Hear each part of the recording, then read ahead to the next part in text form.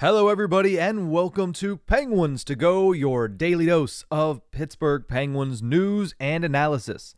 You can find us on YouTube at Inside the Penguins or anywhere you get your podcasts from. I'm your host, Nick Brlansky, and listen, the NHL Draft is quickly coming upon us here, and the Pittsburgh Penguins president of hockey operations, Kyle Dubas, has a decision to make, as we all know. Does he trade the first-round pick? 14th overall, the highest selection for the Pittsburgh Penguins since they took Derek Pouliot in 2012 at 8th overall. Or does he actually make the selection? It's interesting because Kyle Dubas has been on the job for just over 2 weeks, probably still getting a feel for the organization. But as we mentioned, 16 days from now, he'll be sitting at the draft table, and if he hadn't already, he'll have a decision to make at the time. Will he take the 14th overall selection, add a prospect to the Pittsburgh Penguins pool, or will he trade that pick and try to help the team next season? The thing is, he's likely to use as much of that time as possible before dealing the pick, if that is indeed the way that he chooses to go. Kyle Dubas, as we learned, spent some time in Buffalo last week at the NHL Scouting Combine. So his watchful presence was there as members of the Pittsburgh Penguins scouting department did player interviews as the players went through the combine. Dubas was there. Dubas was taking in all the information. And really, if you're on the outside looking in, and you claim to have a read on where he's leaning, you're guessing. At this point, it could go either way. The Penguins could say, hey, we're going to trade this pick. I know Mark Scheifele's name has been put out there as somebody that could be on the Penguins' radar. Obviously, they need a goaltender.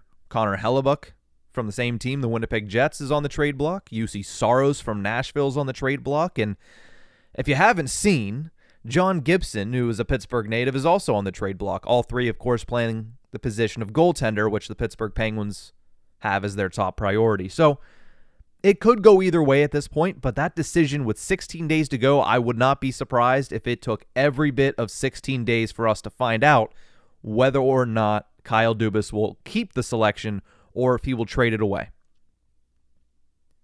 There's an immense need for the Penguins to rebuild the prospect system, right? You look at the system. Yes, you had one player graduate last season in P.O. Joseph, and he looks like he's a capable NHL player. That is a win for the Pittsburgh Penguins as far as their developmental program is concerned. They have Ty Smith, who they added last offseason at the age of 22. That's going to help tremendously, but he is also very close, maybe even as early as opening day next season, to graduating from the prospect system. You have Poulin, Legare, and Puustinen, who are there on the forward side. You have Owen Pickering, who is going to take another step next year. We'll see where he begins the season. You have Joel Blomqvist, who just signed at the goaltending position to a 3-year entry-level contract. But realistically, it's a thin prospect pool that is going to rank even after this year's NHL Draft. It is going to rank between 28th and 32nd in the National Hockey League. So there is a massive need for the Pittsburgh Penguins to rebuild the system, and it goes a long way when you pick 14th overall in a draft that is considered to be pretty decently deep in the first round. I know that there's nobody that's quite as good as Connor Bedard. Adam Fantilli is also an extreme talent that's going to be at the top of the board. Matvei Michkov is a name that has dropped a lot over the past year, but still somebody who is considered to be an immense talent. There's a lot of good players early on in this draft, and with the Penguins having the highest selection that they've had in over a decade, that's a lot to think about when considering whether to trade it or whether to keep it. Thankfully, I'm not making the decision, but when you look at Kyle Dubas's, quote, two-prong approach that he detailed in his opening press conference just a little over 2 weeks ago, the second prong was rebuilding the system and closing the gap between the end of the careers of Evgeny Malkin, Sidney Crosby, and Chris Letang, and the next phase of competitive and winning hockey in Pittsburgh, because there's going to be a gap, and the only way to close that gap is to bring in young talent and to mold young talent to be ready in the next 3 or 4 or 5 years to take the reins. Now, let's not lie about it. Nobody that the Pittsburgh Penguins will select 14th overall will be able to fill the shoes of any of the core players for the Pittsburgh Penguins. But they could be a building block towards the future, and that's why this decision becomes more difficult. Because the Penguins system routinely over the past 5 seasons now has been one of the worst in the National Hockey League. But at the same time, the first prong of that two-prong approach that Dubas mentioned was trying to win another Stanley Cup with Crosby, Malkin, and Letang.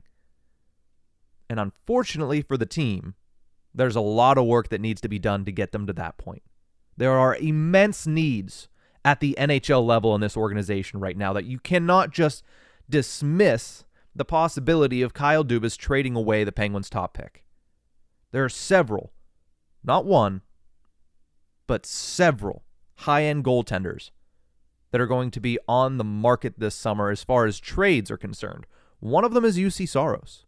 That's an interesting one to me. I know everybody says, well, why would the Nashville Predators and Poyle and Trotz or whoever's in charge at the moment, I don't know when that transition of power is going to happen in Nashville, why would they move away from UC Saros, somebody who's highly considered as one of the top 10 goaltenders in the National Hockey League?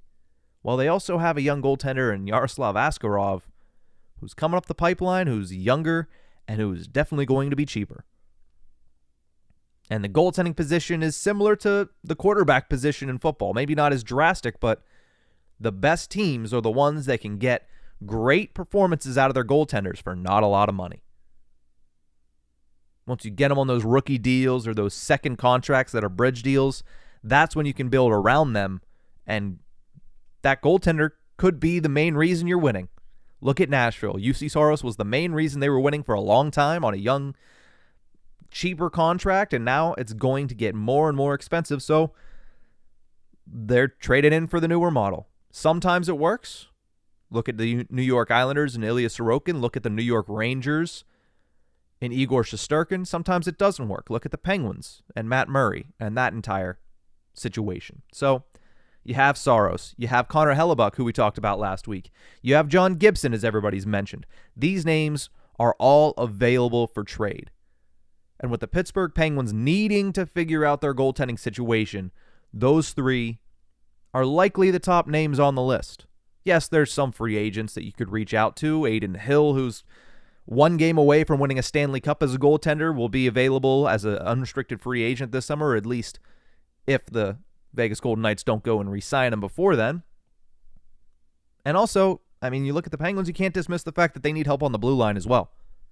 Do you trust Marcus Pettersson and P.O. Joseph, either of them, to be a top pairing guy? If not, then you need a top pairing guy. If you do, you still need to shift some things around, because I don't think natural progression is going to get this defense to be anywhere where it needs to be a contender, certainly. But to be in the playoffs, they need to take steps forward, and I don't know if natural progression is going to be enough for that.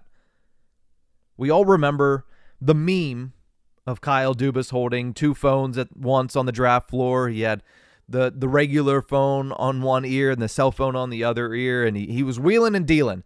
We might be seeing that again.